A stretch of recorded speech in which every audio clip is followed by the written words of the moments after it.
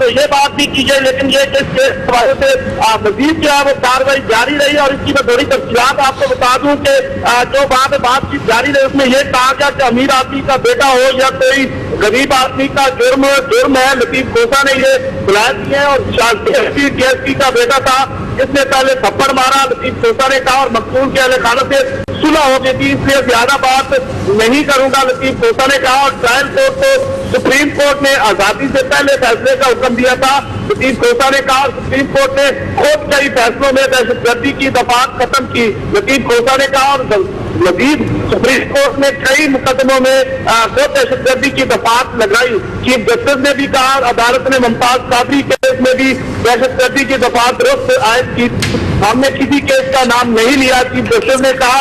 और क्या supreme court ने एटीसी में ट्रायल का हुक्म दिया था, चीफ जस्टिस ने आसिफ खोसा से कहा और कहा कि क्या ट्रायल कोर्ट या हाई कोर्ट अदालत अहकाम के खिलाफ फैसला दे सकती है। जस्टिस आसिफ सईद खोसा ने कहा। और सोमोटो में मुल्जमान को फ्री की नहीं बनाया गया था, लतीफ खोसा तो आज ये बुलाए जारी रहे इस केस की समाप्त के दौरान, और उसके बाद इसका फैसला सुना दिया गया। और जो मुल्जमान थे जिन्होंने इसके कत्ल में जो वारदात की थी उनके नाम ईसीएल में डालने का भी हुक्म दे दिया गया। आज इस बड़े केस का आज बड़ा फैसला सुना दिया गया है। जी जमीर सर, इससे पहले भी शाहजेब कत्ल केस में शाहरुख जतोई की जो है वो उसकी रिहाई इस बिना पे मिली कि सुलहनामा पेश किया गया था और शाहजेब के वालिद से सुलहनामा जो है वो सामने आया और जो कि सुप्रीम कोर्ट में जमा भी करवाया गया। तो शाहजेब के वालिद को क्या प्रेशराइज करने का मामला भी आया है? जी बिल्कुल, ये सुलहनामा की जब जहां तक बात की जाए बकायदा वो अदालत में जब सुलहनामा पेश किया गया तो सुलहनामा की बात की गई कि उसमें ये बताया गया कि लड़ाई झगड़ा हुआ था और लड़ाई झगड़े के बाद थप्पड़ मारा गया, थप्पड़ से बात आगे बढ़ी और उसके बाद सुलह करवा ली गई। ये पूरी डिटेल अदालत को फराहम की गई।